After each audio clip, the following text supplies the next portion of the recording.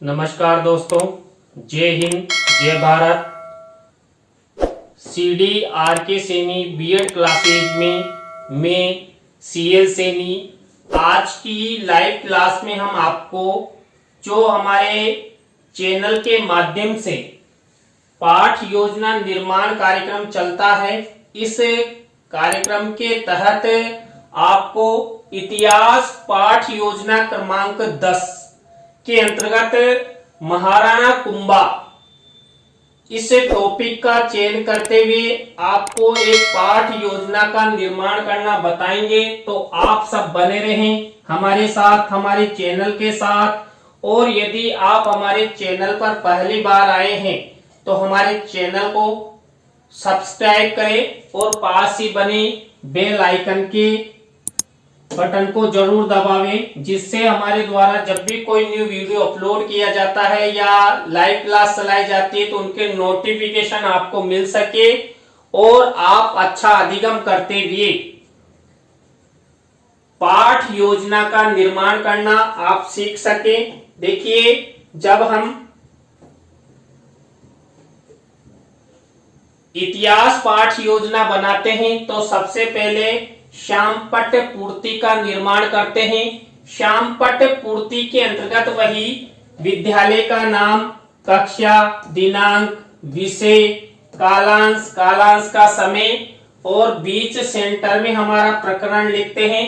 प्रकरण को हमेशा अंडरलाइन किया जाता है, इन्वर्टेड कोमाज में बंद किया जाता है। तो ये इस तरह आपको श्यामपट्ट पूर्ति का निर्माण करना है। श्यामपट्ट पूर्ति के बाद हम उद्देश्य बनाते हैं, विशिष्टीकरण बनाते हैं और अपेक्षित व्यवहारगत परिवर्तन बनाते हैं। तो देखिए, प्रत्येक इतिहास की पाठ योजना में हम 6 उद्देश्य बनाते हैं। 6 उद्देश्यों और जो हमारा प्रकरण हमने चयन किया है इसका विशेष ध्यान रखते हुए हम विशिष्टीकरण और अपेक्षित व्यवहारगत परिवर्तन बनाते हैं। देखिए, यहाँ पर जो पहला उद्देश्य ज्ञान, ज्ञान से संबंधित ये विशिष्टीकरण बनाए जाते हैं और ये अपेक्षित व्यवहारगत परिवर्तन बनाए जाते हैं। इसी तरह अवबोध से रिलेटेड ये विशिष्टीकरण और ये अपेक्षित व्यवहारगत परिवर्तन बनाए जाते हैं। इसी तरह जो हमारा 3rd नंबर का उद्देश्य है ज्ञानोपयोगी, ज्ञानोपयोगी से रिलेटेड ये विशिष्टीकरण और ये अपेक्षित व्यवहारगत परिवर्तन आपको बनाना है। देखिए, जब भी आप इतिहास पाठ योजना का निर्माण करो तो आपको 1 से 2 विशिष्टीकरण और 2 से 3 ही अपेक्षित व्यवहारगत परिवर्तन बनाना है। इसी तरह जो 4th नंबर का उद्देश्य है कौशल, कौशल से रिलेटेड ये विशिष्टीकरण आपको बनाने हैं और ये अपेक्षित व्यवहारगत परिवर्तन बनाना है। देखिए, यहाँ पर विशेष रूप से वही जो आपका प्रकरण है उसको ध्यान में रखा गया है और इधर उद्देश्य को ध्यान में रखकर ही ये विशिष्टीकरण और ये अपेक्षित व्यवहारगत परिवर्तन बनाया गया है। इसी तरह देखिए, जो नेक्स्ट उद्देश्य है अभिरुचि, अभिरुचि से रिलेटेड ये विशिष्टीकरण और ये अपेक्षित व्यवहारगत परिवर्तन आपको भी इसी तरह इसी फॉर्मेट का उपयोग करते हुए ये सब बनाने हैं। 6 नंबर का उद्देश्य है अभिवृत्ति, अभिवृत्ति से रिलेटेड ये विशिष्टीकरण और ये अपेक्षित व्यवहारगत परिवर्तन। देखिए, ये 6 उद्देश्य हमारे कंप्लीट हुए। 6 उद्देश्यों के बाद हम कक्षा शिक्षण सहायक सामग्री का कॉलम बनाते हैं। कक्षा शिक्षण सहायक सामग्री 2 प्रकार की होती है, सामान्य और विशिष्ट। इसमें मुख्य होती है विशिष्ट शिक्षण सहायक सामग्री। देखिए, विशिष्ट शिक्षण सहायक सामग्री के अंतर्गत हम चार्ट, चित्र, मॉडल, प्रतिकृति आदि का निर्माण करते हैं। और जो हमने यहाँ पर महाराणा कुंभा टॉपिक का चयन किया है इसमें हम चार्ट और चित्र का प्रयोग करेंगे। इसके बाद पूर्व ज्ञान, पूर्व ज्ञान रिलेटेड होता है जो हमारा प्रकरण है यहाँ पर देखिए महाराणा कुंभा हमारा प्रकरण है। तो जो छात्र छात्रा होते हैं ये महाराणा कुंभा के बारे में सामान्य जानकारी रखते हैं, क्योंकि यहाँ पर जो प्रस्तावना के प्रश्न है ये पूर्व ज्ञान पर आधारित होते हैं।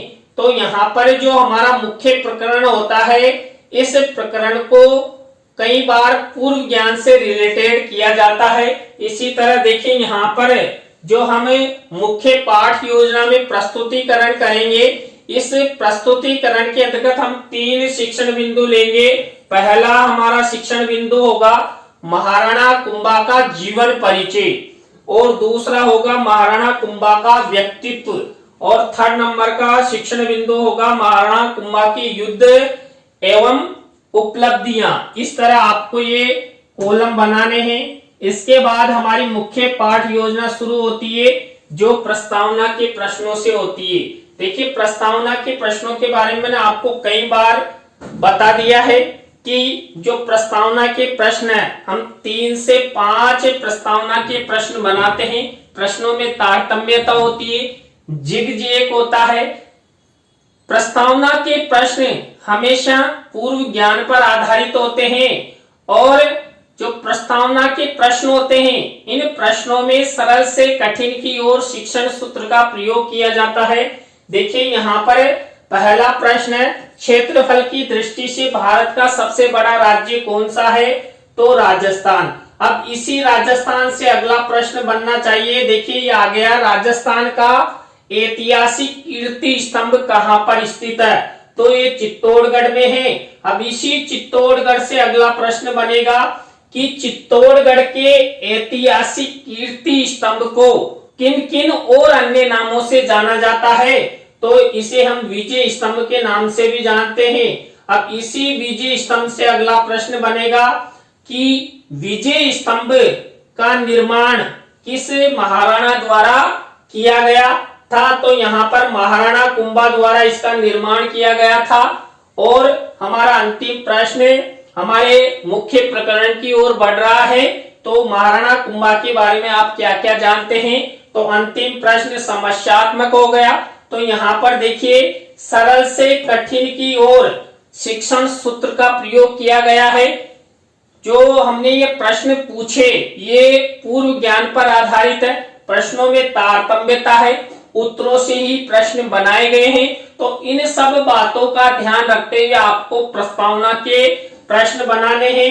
और देखिए जो प्रस्तावना के प्रश्न हमारे द्वारा बनाए जाते हैं ये जो हम पाठ योजना का निर्माण करते हैं इसके लिए महत्वपूर्ण होते हैं। आपके प्रस्तावना के प्रश्न ठीक होते हैं तो आपका लेसन भी अच्छा बन सकता है। तो इसके बाद दूसरी स्टेप हमारी आती है उद्देश्य कथन की। देखिए उद्देश्य कथन के अंतर्गत हम क्या करते हैं, जो संबंधित प्रकरण हमने लिया है इस प्रकरण से संबंधित यहाँ पर उद्देश्य कथन छात्रों के समक्ष किया जाता है। तो बच्चों आज हम सब महाराणा कुंभा के जीवन परिचय, व्यक्तित्व, युद्ध और उपलब्धियों के बारे में विस्तार पूर्वक अध्ययन करेंगे। देखिए यहाँ पर हम चित्र के माध्यम से भी उद्देश्य कथन कर सकते हैं। तो यदि आप चित्र के माध्यम से उद्देश्य कथन करते हैं तो आपको शिक्षण सहायक सामग्री के कॉलम में क्या करना है, महाराणा कुंभा का चित्र आपको लगाना है। तो ये उद्देश्य कथन हो गया। उद्देश्य कथन के बाद हमारी थर्ड स्टेप आती है प्रस्तुतिकरण, जिसे हम पाठ प्रस्तुतिकरण के नाम से भी जानते हैं। तो ये जो प्रस्तुतिकरण है इसमें मैंने आपको 3 शिक्षण बिंदु बताए थे। तो यहाँ पर पहला शिक्षण बिंदु हमने शुरू कर दिया है महाराणा कुंभा का जीवन परिचय। तो महाराणा कुंभा का जो जीवन परिचय है इससे रिलेटेड ये विकासात्मक प्रश्न किए जाएंगे। हम 3 विकासात्मक प्रश्न बनाते हैं किसको बढ़ाने के लिए, जो हमने ये शिक्षण बिंदु लिया इस शिक्षण बिंदु के विकास हेतु। तो ये विकासात्मक प्रश्न और ये विकासात्मक उत्तर। इस प्रक्रिया के बाद हमारा नेक्स्ट प्रक्रिया आती है छात्र अध्यापक छात्र अध्यापिका कथन। देखिए यहाँ पर जो हमने ये जो शिक्षण बिंदु लिया महाराणा कुंभा का जीवन परिचय, इससे रिलेटेड ये छात्र अध्यापक छात्र अध्यापिका कथन किया जाएगा। तो आपको इस तरह छात्र अध्यापक छात्र अध्यापिका कथन जो आप करेंगे, इसी से रिलेटेड श्यामपट्ट कार्य वाले कॉलम में आपको ब्लैक शीट का मिनीचर लगाना है। देखिए मुख्य शब्द सेंटेंस को हम यहाँ पर लिख देते हैं और इसी से रिलेटेड शिक्षण सहायक सामग्री के कॉलम में हम क्या करते हैं, चित्र मेंशन करते हैं। तो आपको भी इसी तरह चित्र मेंशन करना है और यही प्रत्येक शिक्षण बिंदु का मुख्य आधार होता है। तो ये छात्र अध्यापक छात्र अध्यापिका कथन के बाद जो महाराणा कुंभा का जीवन परिचय हमने शिक्षण बिंदु लिया, उससे रिलेटेड ये बोध प्रश्न किए जाएंगे। हम 3 से 5 बोध प्रश्न बनाते हैं। जितनी विषय वस्तु लेते हैं उसके आधार पर बोध प्रश्न बनाए जाते हैं। तो ये बोध प्रश्नों की स्टेप हुई। तो देखिए यहां पर हमने सबसे पहले जो महाराणा कुंभा है, महाराणा कुंभा के जीवन परिचय से रिलेटेड हमने विकासात्मक प्रश्न किए। विकासात्मक प्रश्नों के बाद छात्र अध्यापक छात्र अध्यापिका कथन किया और बोध प्रश्न किए। अब हमारा दूसरा शिक्षण बिंदु प्रारंभ होता है महाराणा कुंभा का व्यक्तित्व। देखिए महाराणा कुंभा का जो व्यक्तित्व है, इससे रिलेटेड ये विकासात्मक प्रश्न किए जाएंगे। तो देखिए ये 3 विकासात्मक प्रश्न हमारे द्वारा बनाए गए हैं। तो आपको भी इसी तरह महाराणा कुंभा के व्यक्तित्व से रिलेटेड ये विकासात्मक प्रश्न बनाना है। अब विकासात्मक प्रश्नों के बाद आप सब जानते हैं कौन सी स्टेप आएगी, छात्र अध्यापक छात्र अध्यापिका कथन। अब देखिए ये जो छात्र अध्यापक छात्र अध्यापिका कथन है, इसी से रिलेटेड ये श्यामपट्ट कार्य वाले कॉलम में यहाँ पर मिनीचर का उपयोग किया जाएगा, यानी ब्लैक शीट का। ब्लैक शीट के ऊपर हम क्या करते हैं, सिल्वर कलर के पेन से यहाँ पर लिखते हैं। और जो हमने ये छात्र अध्यापक छात्र अध्यापिका कथन लिया है, इसी से रिलेटेड हम क्या करेंगे, इसी से रिलेटेड हम शिक्षण सहायक सामग्री के कॉलम में यहाँ पर चित्र मेंशन करेंगे। देखिए महाराणा कुंभा से रिलेटेड ये चित्र यहाँ पर मिनीचर के रूप में पेस्ट किए गए हैं। आपको भी इसी तरह चित्र शिक्षण सहायक सामग्री में लगाना है, तभी तो हमने यहाँ पर जो मुख्य शिक्षण सहायक सामग्री यानी विशिष्ट शिक्षण सहायक सामग्री का जो कॉलम बनाया था, इसमें चार्ट और चित्र दोनों का प्रयोग आपको बताया था। तो यहाँ पर जो छात्र अध्यापक छात्र अध्यापिका कथन है, इसके बाद देखिए यहाँ पर बोध प्रश्न किए जाएंगे। ये बोध प्रश्न ये बोध उत्तर मैंने आपको बता ही दिया, हम 3 से 5 बोध प्रश्न बनाते हैं। इसके बाद देखिए यहाँ पर हमारे 2 शिक्षण बिंदु कंप्लीट हो चुके हैं। 2 शिक्षण बिंदुओं के बाद हमारा जो 3rd नंबर का शिक्षण बिंदु है महाराणा कुंभा के युद्ध एवं उपलब्धियां। देखिए महाराणा कुंभा के जो युद्ध और उपलब्धियां हैं, इससे रिलेटेड ये विकासात्मक प्रश्न किए जाएंगे और ये विकासात्मक उत्तर आपको लिखना है। विकासात्मक प्रश्न और उत्तरों के बाद वही हम छात्र अध्यापक छात्र अध्यापिका कथन करते हैं। छात्र अध्यापक छात्र अध्यापिका कथन ये होता है। अब यहां से हम क्या करेंगे, हमें यहां से इनमें जो मुख्य शब्द है सेंटेंस है, उनको श्यामपट्ट कार्य वाले कॉलम पर ब्लैक शीट के मिनीचर पर लिखेंगे। और जो छात्र अध्यापक छात्र अध्यापिका कथन जो हमने महाराणा कुंभा की युद्ध एवं उपलब्धियों से रिलेटेड लिया है, यहाँ पर उससे संबंधित ये चित्र शिक्षण सहायक सामग्री में हम पेस्ट करेंगे मिनीचर के रूप में। तो ये देखिए छात्र अध्यापक छात्र अध्यापिका कथन हुआ। इसके बाद बोध प्रश्न किए जाएंगे, किससे रिलेटेड, महाराणा कुंभा के युद्ध एवं उपलब्धियों से रिलेटेड। तो यहाँ पर ये कंप्लीट हुआ। 3 शिक्षण बिंदुओं में हमने क्या क्या प्रक्रिया अपनाई। तीनों शिक्षण बिंदुओं में हमने सबसे पहले विकासात्मक प्रश्न, विकासात्मक प्रश्नों के बाद छात्र अध्यापक छात्र अध्यापिका कथन और बोध प्रश्न। आपको भी जब इतिहास पाठ योजना आप बनाए किसी भी टॉपिक पर आधारित, तो 3 शिक्षण बिंदु आपको लेने हैं। तो यहां पर हमने सबसे पहले क्या किया, सबसे पहले प्रस्तावना प्रश्न बनाए, उद्देश्य कथन किया, प्रस्तुतिकरण में हमने 3 शिक्षण बिंदु लिए। इसके बाद हमारी नेक्स्ट स्टेप देखिए, यहाँ पर पुनरावृत्ति प्रश्न, जो पुनरावृत्ति प्रश्न है, ये जो हमने 3 शिक्षण बिंदु लिए थे इनसे रिलेटेड होते हैं। ये 5 पुनरावृत्ति प्रश्न आपको बनाने हैं।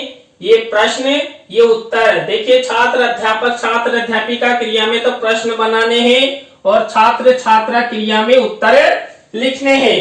तो ये हमारा पुनरावृत्ति प्रश्न हुआ। पुनरावृत्ति प्रश्नों के बाद हमारी नेक्स्ट स्टेप आती है मूल्यांकन प्रश्नों की। देखिए, मूल्यांकन प्रश्नों में हम 3 तरह के प्रश्न लेते हैं।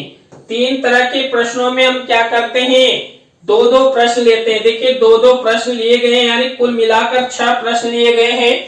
यहाँ पर आभाषद यानी कि वस्तुनिष्ठ प्रश्न लिए गए हैं, 2 रिक्त स्थानों से रिलेटेड हैं और 2 लघुत्रात्मक से रिलेटेड, अति लघुत्रात्मक भी हो सकते हैं। तो इस तरह आपको 6 प्रश्न लेने हैं। किसी भी प्रश्न का उत्तर आप जब पाठ योजना का निर्माण करो तो उत्तर आपको नहीं लिखना है। तो ये सब ब्लैक शीट का मिनिएचर आपको लगाना होता है, सिल्वर कलर के पेन से लिखना होता है।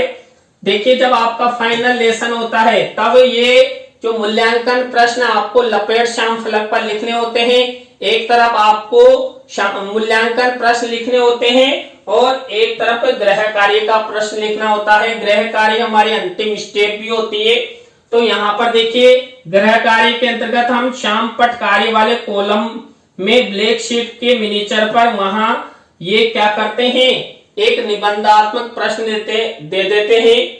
तो ये आज हमने जो इतिहास पाठ योजना क्रमांक 10 है, इसके अंतर्गत महाराणा कुंभा पर आधारित पाठ योजना का निर्माण करना आपको बताया। आज की पाठ योजना आपको कैसी लगी कमेंट्स में हमें जरूर बताएं। अच्छी लगी हो तो लाइक करें, कमेंट्स करें और शेयर जरूर करें दोस्तों। यदि आप हमारा इसी तरह सपोर्ट करते रहेंगे तो हम आपके लिए और कुछ नया करने का प्रयास करेंगे। नई पाठ योजना के साथ हम आपसे फिर मिलेंगे CDRK Saini BEd classes YouTube channel पर। जय हिंद, जय भारत, राम राम।